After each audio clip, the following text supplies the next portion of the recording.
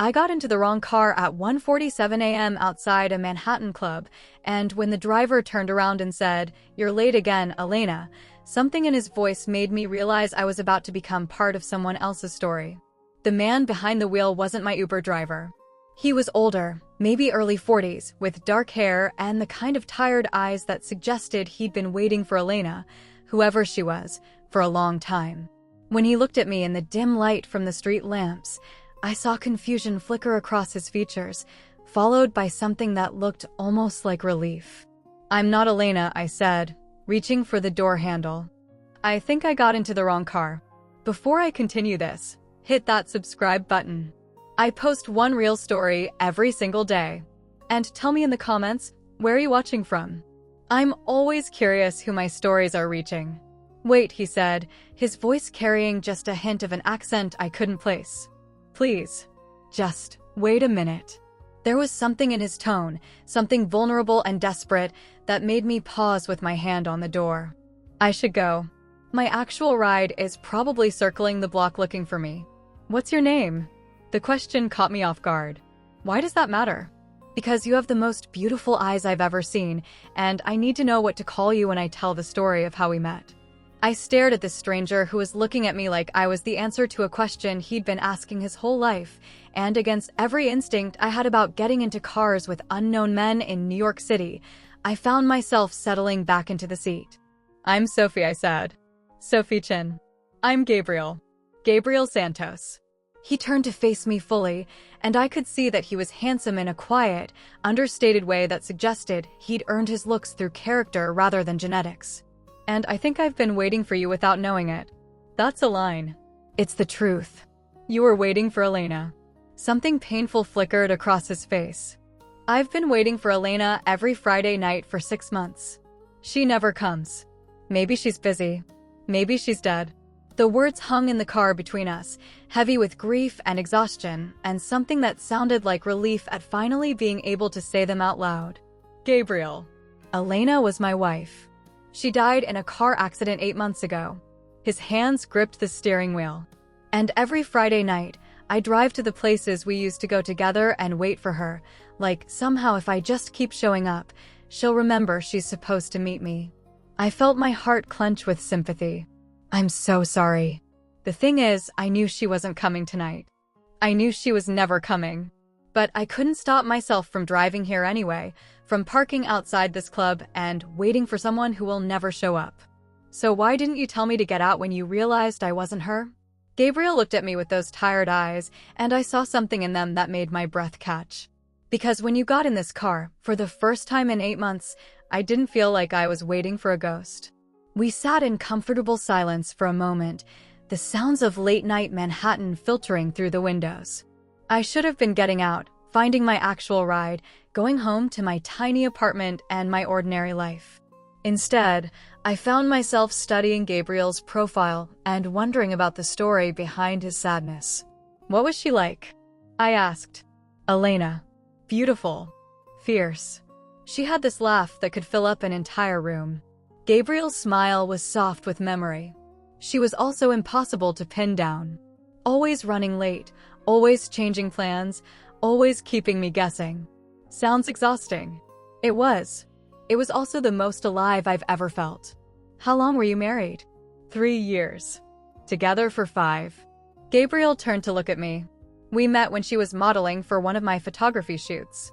She was supposed to be there for 2 hours, showed up 3 hours late with coffee for the entire crew, and this story about getting lost trying to help a tourist find Times Square."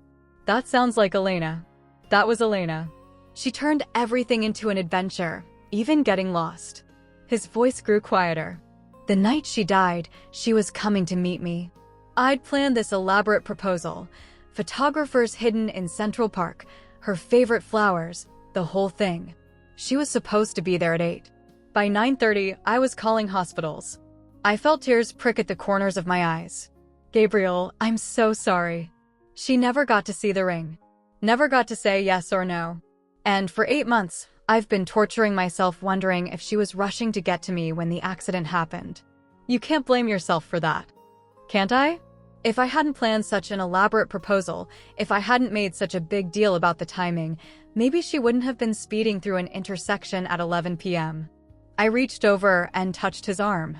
Or maybe she would have been somewhere else entirely and the same thing would have happened. You can't control other people's choices, even when you love them. Gabriel looked at me with surprise. That's what my therapist says. You're in therapy? Court mandated. After Elena died, I had some problems. Drinking mostly.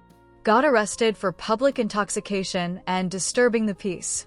He ran a hand through his hair. Turns out grief makes you do stupid things.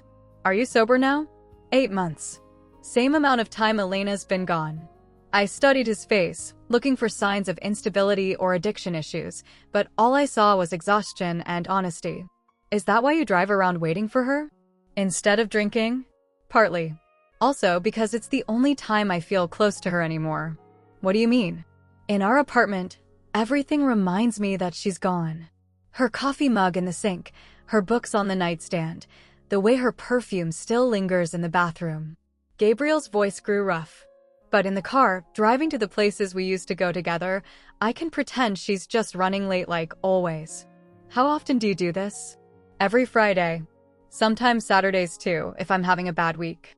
Gabriel, that's not healthy. I know. But it's better than drinking myself to death, which was the alternative for a while. What about you? Married? Boyfriend? Neither. I'm apparently very good at dating men who are emotionally unavailable or commitment phobic. I paused. Though I'm starting to think maybe I was just waiting for the right person to show up in the most unexpected way. Maybe you're just dating the wrong men. Or maybe I'm the problem. Gabriel studied my face in the dim light. What makes you think you're the problem? Because I'm 25 and I've never been in love. Not real love, anyway. I've been infatuated, I've been comfortable, I've been hopeful. But I've never felt what everyone talks about, that overwhelming, change your life kind of love. Tell me about your last relationship. His name was Derek. Investment banker, very successful, very predictable. We dated for 8 months, and the whole time I felt like I was auditioning for the role of appropriate girlfriend instead of just being myself. What happened? He proposed. At a fancy restaurant, with a ring that probably cost more than my rent for 6 months. And when he got down on one knee, all I could think was how much the whole thing felt like a business transaction. Did you say yes? I said I needed time to think about it. Which was apparently the wrong answer, because he told me that any woman who really loved him wouldn't need to think about marrying him. Sounds like a charming guy. He wasn't wrong, though. If I'd really loved him, I would have said yes immediately. Gabriel was quiet for a moment, and when he spoke, his voice was thoughtful. Or maybe if he'd really known you, he wouldn't have proposed in a way that made you feel like you were being interviewed for a position instead of celebrated for who you are. The observation hit me like a revelation. I never thought about it that way. Elena used to say that the right person doesn't make you question whether you're enough. They make you feel like you're exactly what they've been looking for. Is that how she made you feel? Every day. Even when she drove me crazy with her chaos and unpredictability, I never doubted that she chose me on purpose. And how do I make you feel? Gabriel looked at me with an intensity that made my breath catch. Like maybe I've been waiting for the wrong person to come back instead of making room for the right person to arrive. Maybe you just haven't met the right person yet. Maybe. Or maybe I'm incapable of that kind of feeling. I don't think that's true. How would you know? You've talked to me for 10 minutes. Gabriel was quiet for a moment, and when he spoke, his voice was softer than before. Because when you talk about love, there's longing in your voice. And longing doesn't exist without the capacity for the thing you're longing for. The observation was so perceptive, so unexpectedly intimate, that I felt heat rise in my cheeks. That's very philosophical for 2 a.m. Grief makes you philosophical. You start thinking about all the things you took for granted, all the chances you didn't take. What chances didn't you take? I never told Elena I was scared of losing her. I never said that sometimes her unpredictability made me feel like I was holding on to smoke. Gabriel's voice grew rough. I never told her that I loved her so much it terrified me. Why not? Because I thought we had time. Because I thought love was supposed to feel safe and secure, not like standing on the edge of a cliff. I felt something shift in the air between us, something that made the car feel smaller and more intimate. Gabriel, I said carefully. What are you doing? What do you mean? You're telling a complete stranger your deepest thoughts about love and loss. That's not normal behavior. Nothing about tonight feels normal. What feels different about it? Gabriel looked at me directly, and I felt that electric connection I'd been searching for my entire adult life. You feel different. Sitting here with you, talking about real things with someone who isn't trying to fix my grief or rush me through it. It's the first time since Elena died that I've felt like a person instead of just a collection of wounds. My heart started racing. Gabriel, I know this is crazy. I know I'm probably not ready for whatever this is, and I know you got into this car by accident. But I also know that I don't want you to get out. What are you suggesting? I'm suggesting that maybe we could drive around for a while. Talk more. See where this conversation goes. What would you do if you were in my place? Tell me in the comments. I looked at this man who had appeared in my life like something out of a movie. This widower who was looking at me like I might be the answer to prayers he was afraid to voice. Gabriel, I need you to understand something. What? I'm not Elena. I'm not going to be unpredictable or keep you guessing or make you feel like you're holding on to smoke. What are you going to be? I'm going to be honest. I'm going to show up when I say I will. I'm going to tell you what I'm thinking even when it's not what you want to hear. That sounds terrifying. Why? Because Elena's unpredictability kept me at a safe distance. I could love her without having to be completely vulnerable because part of me was always guarded, always prepared for her to disappear. And you think I won't let you keep that distance? I think you'll see right through me from day one. I reached across the center console and took his hand. His skin was warm and slightly rough, and when his fingers intertwined with mine, I felt something click into place. Gabriel, what if that's exactly what you need? What do you mean? What if the reason you're sitting in this car waiting for someone who's never coming is because you're scared of letting someone new actually see you? Maybe. What if I told you that I've been waiting my whole life to meet someone who makes me feel the way you're making me feel right now? How am I making you feel? Like I finally understand what all those songs and movies are about. Like I've been sleepwalking through my entire romantic life, and you just woke me up. Gabriel stared at me, and I watched something shift in his expression. Something that looked like hope mixed with terror. Sophie, I'm not ready to stop loving Elena. I'm not asking you to stop loving her. I'm asking you to consider the possibility that you might have room in your heart for something new. What if I don't? What if I'm so broken that I can't love anyone else the way they deserve? What if you are ready, and you're just scared to find out? Gabriel was quiet for a moment, still holding my hand. Where do you live? He asked finally. Upper West Side. Why? Because I want to drive you home. And I want to ask if I can see you again tomorrow. Tomorrow's Saturday. Is that a problem? No, it's not a problem. But Gabriel, I need you to promise me something. What? Promise me that if we do this, if we start seeing each other, you'll be honest about where you are emotionally. Don't pretend you're over Elena if you're not. Don't pretend this is easy if it's hard. And what do you promise me? I promise to be patient while you figure out how to love someone new.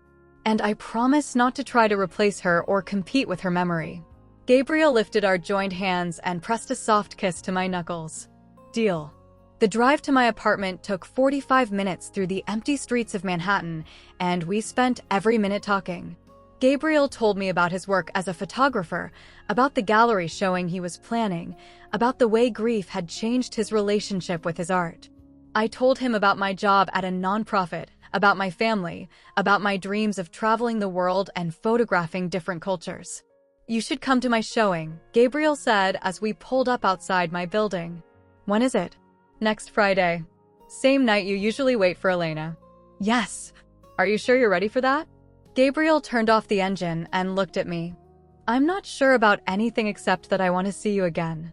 Okay. Yes. I'll come to your showing. And maybe we could have dinner before? Somewhere that's not the inside of my car. I smiled. I'd like that. Gabriel walked me to my building entrance, and when we reached the door, he turned to face me. Sophie, he said. Thank you. For what? For getting into the wrong car. For staying when you could have left. For making me remember what it feels like to look forward to something. Thank you for not kicking me out when you realized I wasn't Elena. I couldn't have. Even if I'd wanted to. Why not? Gabriel reached up and touched my face, his thumb brushing across my cheekbone. Because the moment you said your name, I knew I'd been waiting for you, not her. He kissed me then, soft and careful and electric, and when we broke apart, I felt like everything in my life had just rearranged itself around this moment. I'll pick you up at 7 on Friday, he said. I'll be ready. And Sophie? Yeah. This time, I'll make sure you get in the right car. 6 months later, Gabriel's gallery showing was a huge success, featuring a series of photographs about loss and renewal that took everyone's breath away. The centerpiece was a portrait of me laughing in Central Park, and when people asked about the inspiration, Gabriel would tell them about the night a woman got into his car by mistake and taught him the difference between waiting for the past and welcoming the future. We took it slow, Gabriel and I. He needed time to navigate his grief, and I needed time to understand what it meant to love someone who was still learning how to live again. But every Friday night, instead of driving around waiting for someone who would never come, Gabriel would pick me up for dinner, and we'd talk about art and loss and the surprising ways that love can find you when you're not looking for it. Before I go, thank you. These stories are real. They're mine. And I share one every day. If you want to hear more, subscribe. Last month, Gabriel asked me to marry him in the same spot where he'd first kissed me, outside my apartment building. He said he wanted to begin our forever in the place where he'd first realized that sometimes the best things in life happen when you get into the wrong car with exactly the right person.